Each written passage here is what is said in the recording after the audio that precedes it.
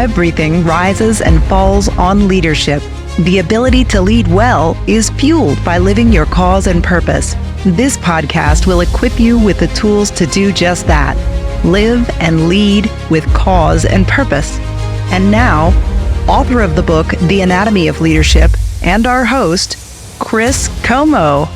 Hello and welcome to The Anatomy of Leadership. Our guest today is Kevin Pickhardt. He is the executive chairman at Faro Systems International. And I just want to read a little bit of things from Kevin from his bio. So he's a lifelong student and leadership practitioner. In fact, I got to see that firsthand. I'll talk about that in just a little bit. He has been the CEO of Faro Systems International, an enterprise-class software provider for the past 24 years, until shifting into the role of executive chairman this past October. In his role as CEO, Kevin worked alongside Dr. Lee Thayer, our fellow mentor, fellow Yoda that we both shared for 15 years, speaking at leadership conferences and sitting as a member of the advisory board for the Thayer Institute. So that involvement with Lee, that Kevin and I actually got to know each other and our paths cross. And Kevin's also the lucky and happy husband of his wife, Sarah, for 30 years and the father of two daughters who they themselves are working in the role, finding their own unique purpose and direction in life. Outside of that role at Faro's, Kevin is the chairman of the board of the Monroe Plan for Medical Care. It's a leader of healthcare for underserved populations throughout Western and Central New York State. And in Kevin's free time, he's an avid golfer trying to perfect imperfection. I love actually that you wrote that, Kevin. That's pretty cool. Welcome, Kevin. It's good to have you. Any golfer will understand the imperfection of it. So yeah, for sure. And by the way, one correction on that, which is without getting myself into trouble, we just celebrated our 31st wedding anniversary yesterday. Oh, so if we go with 30, I'm in trouble. It's 31. Congratulations. That's super cool. Thank you. Well, Kevin, what did I leave out that maybe you would want the audience to know about you? I think that's you've pretty much covered it, Chris. I've been blessed to have a really good journey from my early days, starting at Xerox. I was a computer major that went into finance and spent 17 years at Xerox before joining up with Faro Systems in the last 24 years here. So it really has been a blessing, as has my my opportunity to work with Lee Thayer, which I got connected to early on in my tenure as a CEO. So good deal. Very happy to be here, and I will add a congratulations on your book. I loved it. I know how much work has to have gone into that, and congrats. Thanks, Kevin. Well, before I get to my next question, I don't think I've ever asked you, how did you meet Lee? What was the connection there? So one of your earlier podcasters here, Bruce Peters. Bruce Peters and I crossed paths very early in my tenure as a CEO, as I was looking at learning more about the role. And through that, one of the peer groups that Bruce had, he brought Lee into town. And first time I met Lee, we were having lunch, and he turned to me and he said, "So tell me, how did you come to be so miscast in your role?" And first time, that was my introduction to Lee, the cage rattler. But he got me thinking, which is exactly what he does around, okay, what does being cast in a role mean, and how effective am I at it, and what do I need to do to be effectively cast in the role? And that started a 15-year relationship with Lee as a coach, mentor, and friend. Oh man, and it's so funny because I was the opposite. I met Lee first, and I met Bruce through Lee, but very similar to you. He dismantled me with questions, and then I just kept coming back for more. I'm curious, as you look back, what was the learning lesson in that question? Because that's a fascinating question. About being miscast in your role? What was your learning lesson in that? Well, I think one of the greatest lessons of being a CEO is that I picked up from Lee is it's a constant journey of evolution, learning, and change. And if you're not committed to continually reinventing yourself and inventing yourself, then you're not playing the role well. And I really think that's where Lee was poking at this, is if we all assume that we're miscast in our role, and we all are working to recast ourselves, then I think we've got the right mindset going in. We're going to pick up on that in just a little bit. But Kevin, I have to ask this. I started asking in the early shows and then I forgot it. And then listeners like, I think that's a really cool question. You need to ask that. And it does make people uncomfortable. And I gave you a heads up. I was going to ask you this, but people's answers have just been fascinating. So my question is, what is your superpower? One of the lessons I learned even before joining up with Pharos is that most people's biggest strengths are unconscious competencies, which means they're things that come naturally to us, so naturally that we don't know that we do them. So very often we learn about our superpowers from others more so than we do from ourselves. Well said. But if I had to pick one, I would say, and this will be somewhat of a theme as I'm sure as we go along and talking about meaning and meaning management. If I had to pick a superpower, I think it would be my ability to help other people see their world differently, to break out of the confines of our own minds, our own vision, our own oftentimes limiting beliefs of where we see our world and how we see ourselves playing in it. Oh, I totally agree with that, Kevin, because you let me shadow in a leadership meeting. And I watched you do that. And I just remember sitting there going, what is he doing? But trusting you because I just admire you as a leader. I have for a long time. And like, I know he's being purposeful, but the way you did it was brilliant. You were asking your team questions in a very interesting way, which I think we'll come back into a little bit. So I got to see that actually firsthand. And I do believe it's a superpower of yours. And my own journey has been very similar. I never would have even put words to maybe what I thought my gifts were. In the beginning of me unwrapping that present was someone actually paying it forward to me. Hey, do you realize this? Like, no, I didn't have a clue about it. And that was the beginning and more of a revelation, and now spending time and energy, effort and learning and trying to maximize that. But even the first identification came from somewhere else. So I think just the fact that the way you answered that, I think that's a gift to other people. So Kevin, thanks for agreeing to do this. So I'm using my book, The Anatomy of Leadership. Thanks for giving me a shout out. And the book is a meta framework. In fact, I often, when I first was writing it, could just picture Lee taking me behind the woodshed of, what are you thinking you're doing, Como, trying to create a meta framework for leadership. I am an accountant. And so accountants, they organize things, right? So in some respects, maybe it was my attempt at organizing the broad world. I mean, if you Google leadership, you get like 7 billion hits. But Christmas time, which was right after the book was published, it occurred to me, this being a meta framework, I could just take the chapters of the book and bring incredible guests like you. And I am so glad I've done this. We've gotten incredible feedback from others, but I've learned because we keep bringing people, because all this is a table of contents, but keep going deeper on these concepts. So far we've covered self-mastery, caring for others, influence, intention, cause and purpose, mission, margin, and now meaning management. And again, each time I think about who would be perfect, man, when I thought about meaning management, you were the first person that actually came to mind. So meaning management, as I learned it from Dr. Thayer, maybe the quick way to help listeners so we don't lose them, people would go, oh, that's communication. But the problem is that when words become cliche, they no longer have meaning. And my favorite example of this would be we go and see Dr. Thayer. Hey, how are you this morning, Dr. Thayer? And he'd say, I don't know. Why don't you tell me?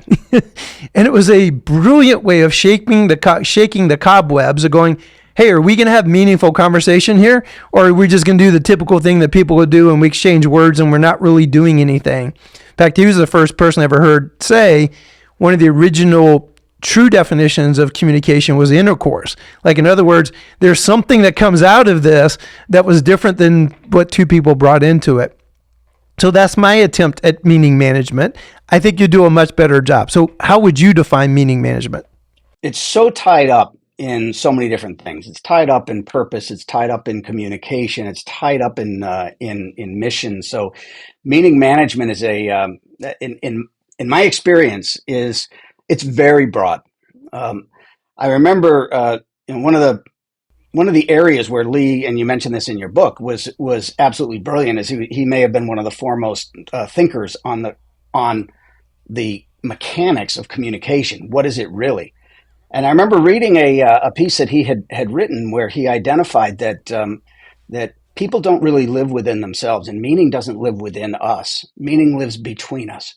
So when we start to think that we have meaning, which is how we like to think that meaning is within us, um, we start down a bad path, because that starts us down the path of what I really need to do is communicate my meaning to you.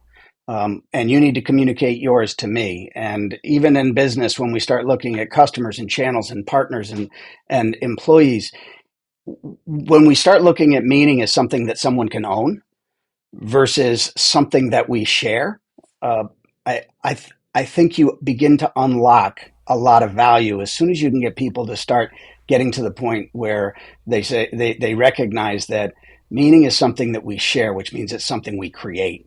It's not something we own and something that we have to tell somebody and get them to understand my meaning. It's um, that's a fruitless path. That is so good. Gosh, that is so good. Well, I got to shadow, and I think I saw this in action. I alluded to it earlier. I got to shadow your leadership meeting with several. My gosh, that may have been well over 10 years ago now.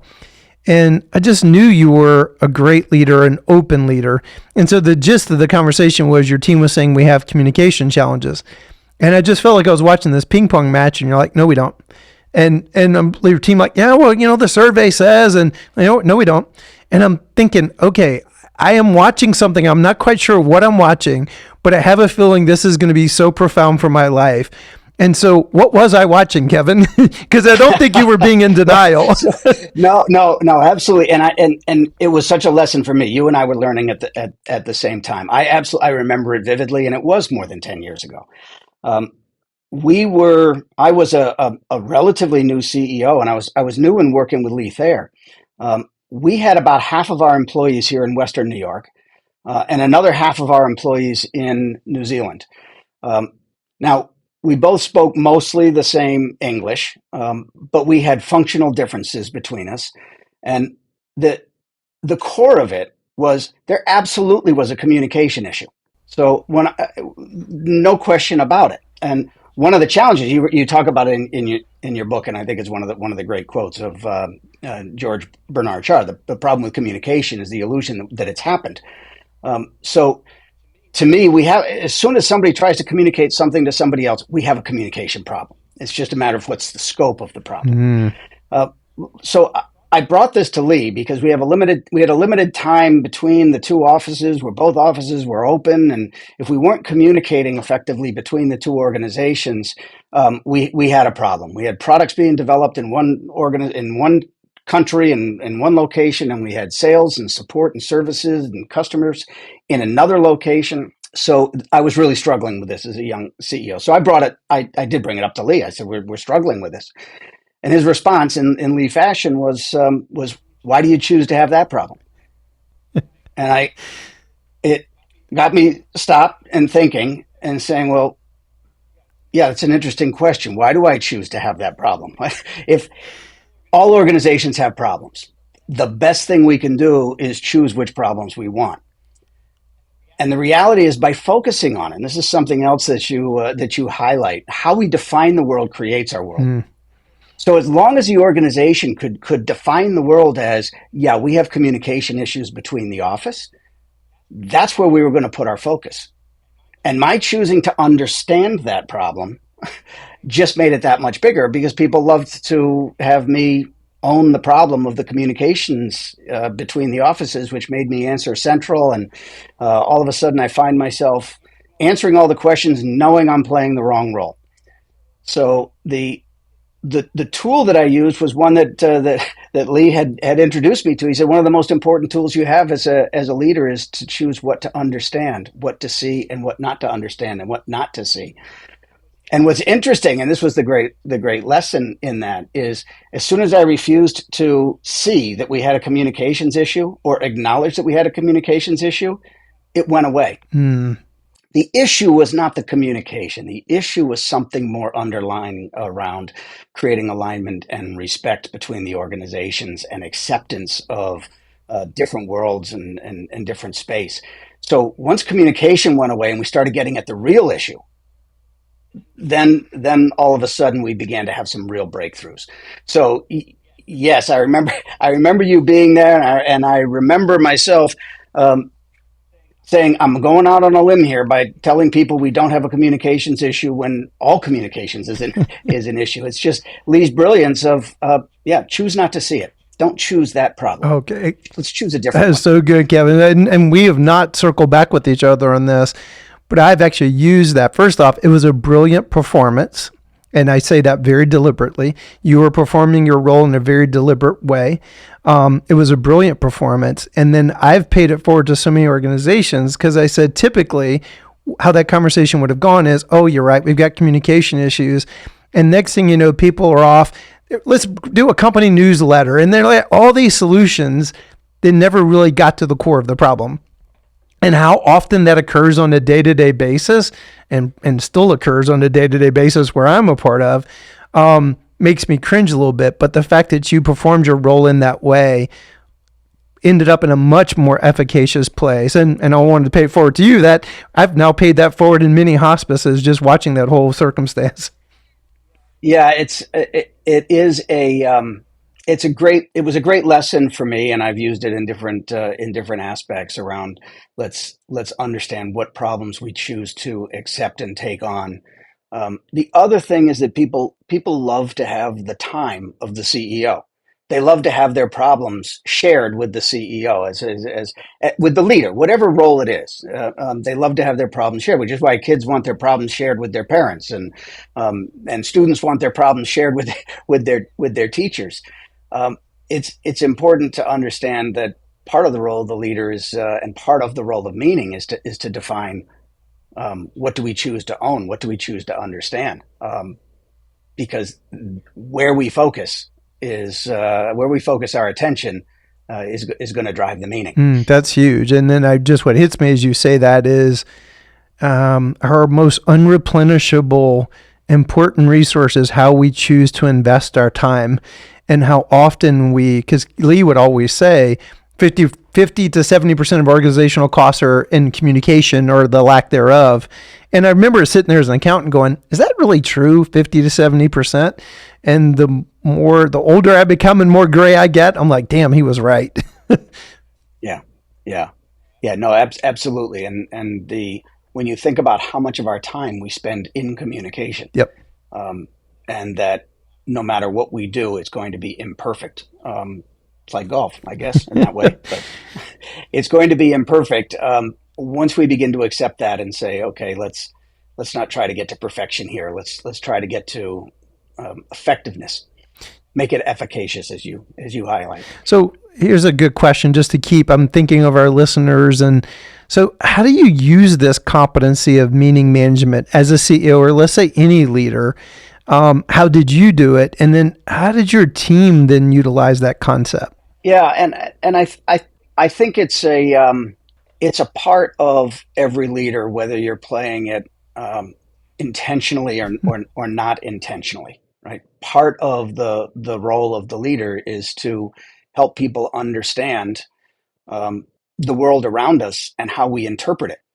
And I'll give you an example. I remember we had a particularly very large deal a number of years ago that we were trying to close with a very large Fortune 100 organization. It was one of the largest banks in the world, and we invested a lot to win this deal. We invested in product development, we invested in marketing, we invested in our services, and as a small organization, we were vested in winning this deal, and we didn't win it, and it was a big letdown inside the organization. I found myself saying, okay, well, what's the story here? Right? What's the meaning? Because people got scared. People felt like, okay, we've lost this deal. We've invested so much in it. We're so caught in owning this deal, and being able to go out to the organization to say, no deal defines us. Right? Let's talk about who we are. Did we want to win the deal? Sure. Had we won the deal, would we have more money in the bank? Yes. Does that make us a different, better organization? No, not necessarily. What makes us a better organization is learning from what's happening in the world around us. So it's our learning from the experience that makes us stronger, not getting what we want in the world. And I see so many Mm. leaders that get caught up in what's acceptable and what's unacceptable. And they talk about this is unacceptable. Well, it's already happened. It's done. So what are we gaining in defining meaning as the world that we're in is unacceptable? And it drives this fear, this anger, emotional response to the world isn't the way I want it to be. Um, the role I think of one of the biggest roles of the CEO is the world is as it is. It's not going to be any other way, right? Everything that's happened has gotten us to this point. So the faster we can get to acceptance of what's happening in the world is the faster we can get to learning, change, and growth. Wow. And so to me, that defining and helping people to find meaning in, most especially find meaning in those things that we don't like, that we don't want, that we're looking at saying, well, what does this mean? What does this mean to us? What does it mean to me as an individual? What does it mean to us as an organization? What does it mean to us in the world? You don't have to look far to see people out in the world talking about what's acceptable and unacceptable, Mm. and yet we're going to go on. Now that you have the benefit of the rearview mirror on that situation, Kevin, what were the implications in your organization as you manage the meaning in that way? And it's so funny, when we were doing this podcast, we just had an interesting thing occur, and I'm sitting here reflecting, going, how do I manage the meaning of that? Because sometimes, as high performers, right, we want to win. And so there's a side to that circumstance you're talking about. Like, I'm sure your team wanted to win. And so looking through the rearview mirror, what were the implications and the learning lessons? Well, it's in this particular instance, we were so attached to the winning and our view of what this world was going to be that that I think we had stopped really listening to what was going on with the customer. The customer was asking for something and we were giving it to them. In reality, if we sat back and said the customer is asking for something, but they're probably asking for the wrong thing. If we went back to the customer and said, let's talk more deeply about what you need. How do we understand and help you to see your world differently, together to make something better? Then we begin to advance. We had gotten so caught up in just responding to this whatever the customer said was right, and we're going to head down that path. And the reality is, in doing that, we weren't delivering more value to the customer. We were just being responsive. Had we, and several years later, we went back and won the customer. Wow. Right? So it was. There's always a second pass at these things, but what we recognized was we did a whole bunch of things that we didn't think were the right answer for the customer, but it was what the customer said they needed or wanted, and we have to have the ability and the skills to go back and help the customer to define meaning, help the customer to, and if we don't see a world in which we're better together, then we shouldn't have that customer, and they shouldn't have us as a supplier. So there was a lot of learning that went into this for how we treat the next opportunities. So let me try to attempt to interpret what you just said for our listeners, because this is profound, and it's a perfect example of meaning management. If that typical transactional communication, which is not meaning management, customer says X, I think I hear X, we're off in a direction, and there's no true meaning management there. That's what you were caught up in. But is that accurate, or would you restate that? Yeah, no, I think you're exactly right. When we look at our vision of the world, where do we see ourselves going? Where do we believe the world is going? We talk about the compass that's come up in some of your podcasts, staying on true north, understanding and working with the customers around what we see as true north, and is this a journey that's going to make them better, and are they going to make us better? If so, then it's a journey we should be on. If not, then we probably shouldn't be on this journey together. There is absolutely this sense of, as we go through the world, defining meaning with each other, because, as we say, meaning exists between us. It's not mine. It's not yours. It exists between us. The more we can look at what exists between us, I think the more successful we'll be as a business, but also the better the service that we can be to the world. That's so good, Kevin. I don't know if you'll have a comment to this, but sitting in healthcare, I see this gravitational pull, and you have the advent of artificial intelligence, that where the money is in the transactional, easy replication, almost a robot can do it. Whereas if there's any place you think it'd be different, would be in healthcare, because that's where you need the true meaning management, to truly listen to what a patient really needs, as opposed to, oh, sorry, this is how the chutes and ladders works, and which is exactly what happens in a lot of healthcare today. I don't know if you have any comment to that, but it's just hitting me, the weight of what you're saying and how antithetical that is to where I see the dollars are going, the private equity dollars, the investment, and what seems to be sexy in healthcare seems to be the opposite of that. Because what you're talking about is really hard. It is. It's fantastically hard. You mentioned at the beginning, I sit as the chair of a board of a healthcare company here in New York that focuses on mostly the Medicaid population in many different ways, and those in high need. This organization was started many years ago. Fascinating background. It was started by a group of doctors, and the doctors recognized like 40 years ago that if left up to the system, in particular the underserved, are going to be transactional. They're going to get just a transactional experience in healthcare, which is not the best outcome. So this group said we need to create a different system for how we serve this population, because if you have a lot of money, if you're going to get more time from the medical professionals, you're going to get to the best doctors, you're going to have the ability to influence the healthcare, the insurance companies, and so forth. But when you're in the underserved, you're just going to be in the system. And so these people stepped aside, created a nonprofit, and said we're going to try to create a system that will bring some of that meaning to how we serve the underserved. And yeah, it's hard. It is hard to do. Well, let's give them a little bit of hope. So given what we've been talking about, and this is really great because I do think it's furthering people's understanding, and it furthers what's in my book about meaning management. As you look through the rearview mirror, and even today, because you're still working with your organization, do you think your organization is more competent at communication than other organizations? And if you could even unpack them, if yes, then why? It's a good question. And I think our organization has built in a part of our vision of ourselves is about exploring and discovery. So we've built a culture of together going to find the best solution. That fundamentally shifts and changes our relationship with our customers and with our partners.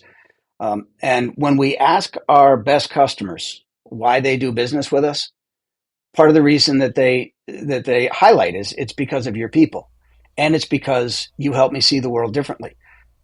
Early on, it was you help me change. I'm doing business with somebody because I want something to change. I want some outcome. So if all you're doing is giving me a product, you're not delivering the change. If you come in and help me understand the change I'm going through and see my world differently so that I can be successful, then I'll create a deeper relationship with you, and I won't just be a customer. I'll be a committed partner in that. And that's really what we want to create, and how we move forward is collaborative innovation is one of the terms that we came up with early. And it's not strictly about communication. It's not strictly about meaning management. But if you look at how do we invent something new and how do we do it together, it's all core to that. That's so good, Kevin. And what occurs to me is listening to you is the necessity then to stay curious, to stay in the learning mode, to be able to live in, because I feel like you're casting a great vision for any organization. I mean, I think especially the day that we're living, it feels like after COVID, there's no middle performers in business. They're either high performing businesses or they're just really bad. And just, our listeners, as they're listening, probably going, oh my God, that just explains a lot of on a day-to-day basis. But someone who's aspiring in the experience of whatever the exchange between these two, the customer and the business, where you are better and change for it, and how it's necessary for the one who's providing such a service to be in that learning mode, to be curious, which is hard work. Does that feel like it resonates, or would you restate that in any way? No, it does. In your business, your purpose, your mission, your vision is very tied into when people need it most, and you're talking about people's last days being some of their best days, and how you make that happen. That is just such a wonderful purpose built into the business. Most businesses don't have a core product that ties into that depth of purpose. If you're looking at, cleaning companies, dry cleaning, and even with us, our focus is in printing, and how people deal with the problems associated with printers, which are unfortunately still huge, despite the fact we've been doing it for so long. So you have to search a little bit deeper for meaning and purpose. So the question of, what value do you really give to humans? Right? That to me becomes where the meaning is. If you're not changing somebody's life for the better somehow, right, which most of us want to do and do, if we're changing somebody's life for the better in some small way, then I think we're on the right track. That's so good, Kevin. So I'm curious, since your role has now morphed, and so how are you taking all these incredible learnings into your current role? Because I have a feeling there'll be people, there are a lot of people of your generation are like looking for that next act. They've been very successful. And so I'm just curious what wisdom you have there. Yeah, that's a good one. Because as you mentioned on a number of your podcasts, sometimes you've got Lee sitting in the back of your head, and in this transition from the operational role of running the company for so many years to a role of helping the company grow and thrive and expand from not owning the operations. I've got Lee constantly sitting in my head. I mean, at the end of the day, all of us as leaders have the job of making our organizations thrive beyond our tenure. So that's really the focus for me. Lee would put it as making yourself dispensable in your role. Yep. Right? It's build the organization that can thrive beyond you. So right now, my role is to use my contacts, to use my experience, to use whatever I've built up in my years at the company to help the organization grow and thrive. It's Lee sitting in the back of my head saying, okay, how do you make yourself dispensable in the role, and be able to sit there and watch it happen? So I see all the areas in which it's happening well, and I see areas in which it's not happening well, and have Lee sitting in the back of my head saying, yeah, you missed this one. You created a gap here that's not transitioning or not thriving as you make your transition. So that's really my focus. Is I'm committed to our community of partners, customers, and employees, and how we help them thrive in the growth. I was thinking about this. I've turned over the CEO role to the next generation. My view of that leader role in the organization is it's a marriage. It's really got to be a relationship of growth and change on both sides. So if a leader comes in and thinks I'm going to bend the organization to my will, then that's not going to end up to be a very good marriage. Similarly, if the organization says I'm going to force a leader to not allow us to change, that's not going to be a good relationship either. This thought of the leadership change being a new marriage and the building of a new relationship, and my job is really at this point to help and coach and stay out of the way as that new relationship grows and thrives. Yeah, just as I'm listening to you, Kevin, that quote that Lee would always say, it's not the leader who makes the organization successful, it's the organization that makes the leader successful. It's another way of that being dispensable. And I quote this one frequently, and those that can see us on camera, he would talk about mission as mother. Like, we are here to serve mother. And it's so interesting in my own organization, we were missing a value. And our mission is basically care as it should be. And our team had kind of co-opted the value of care of one another. And I got very adamant that mission is mother. And if we start to kind of take that and all of a sudden it's about each other, there's a reason why mission is mother. It's like the broader cause and purpose creates this almost potential alignment that then we can work with one another, affect one another in such a good way. I don't know if that resonates with you, but that mission as mother, I don't think I got it when I was still working with him. Yeah, no, absolutely. And I think you've put it very well. What he used to highlight, we all are serving that, no matter what role we're in. The organization does not serve the leader. The leader and the organization serve the mission. They serve mother, and ensure the success and thrive and benefit of where we're going. I remembered at one point talking to Lee about another situation. We were trying to make a decision about which direction to go and which investment to make, and I had my leadership team around the room, and we went around the room, and everybody gave their opinion, and they were all different. Then we went back around and everybody gave their opinion a little louder, right? That was the nature of trying to figure this out, is everybody's opinion just, you clearly don't understand my opinion or you'd be where I was. And I had my own opinion. And by virtue of my role, my opinion could trump everybody's. Mm-hmm. My job was to pick one. And I remember talking to Lee saying, well, my opinion is probably no more valuable, no more correct, no more right than anybody else. And he said, that's true. So I said, so which one do you choose? And he said, well, you choose the one that takes you where you want to go. And I said, oh, well, fair point, right? Where's mother going? Which takes us in the direction we want to go the best way. It's not a matter of being right. It's a matter of how do we serve that mission? Oh, that's so good, Kevin. There's so many pearls. And so what final thoughts do you have around meaning management? What I would say, Chris, one of the things that you highlighted, and I really loved how you talked about this, you said at different stages in your life, your cause and purpose will be unveiled to you little by little. My sense is that certainly has been my experience, and I think you could say the same thing about meaning. Mm-hmm. Meaning in an organization will unveil itself little by little in your transactions if you pay attention and if you're listening. So it's not about getting meaning right; it's about being on the journey of discovering what meaning serves us and takes us where we need to go. Wow. There are so many, like Jeff, our producer, always asks me, like, where do you think makes really good, like almost shorts?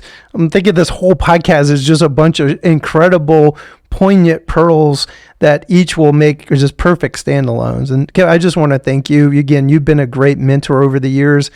And the great thing about you is, like, other people I am mentoring you. Just interacting with you, every exchange, I feel like I'm better for it.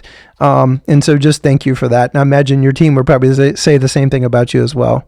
Well, Chris, we've been blessed to be around good people who are committed to learning, and I put you on that list. I congratulate you on your book again. I really loved it. It was in the absence of Lee, it was really a breath of fresh air and enjoyable to read it and see the wisdom that you've taken from it and are putting into practice. Wow. So thank you for inviting me to be part of your podcast and your series and sharing your wisdom. Wow. Well, that gives me goose pimples coming from you for you to say that. Well, for our listeners, we really want to thank you. At the end of each episode, we always share a quote or a visual. The idea is it might possibly create a brain bookmark, a thought prodder. And in Kevin's case, it's going to be so interesting, the one that we come up with. And so the idea is that it basically furthers your learning and growth, thereby your leadership. And the idea is hopefully it sticks in your brain. Make sure you, the listener, subscribe to our channel, The Anatomy of Leadership, so you don't miss an episode. If you want to check out the book, it's on Amazon. Tell your friends and families, coworkers about it. It's easy to rail against the world and be frustrated by things, but let's be the change that we really want to see in the world. So thanks for listening to Anatomy of Leadership, and here's our brain bookmark to close today's show. This brain bookmark by Kevin Pickhardt. As a leader, you have the job of making your organization thrive beyond your tenure.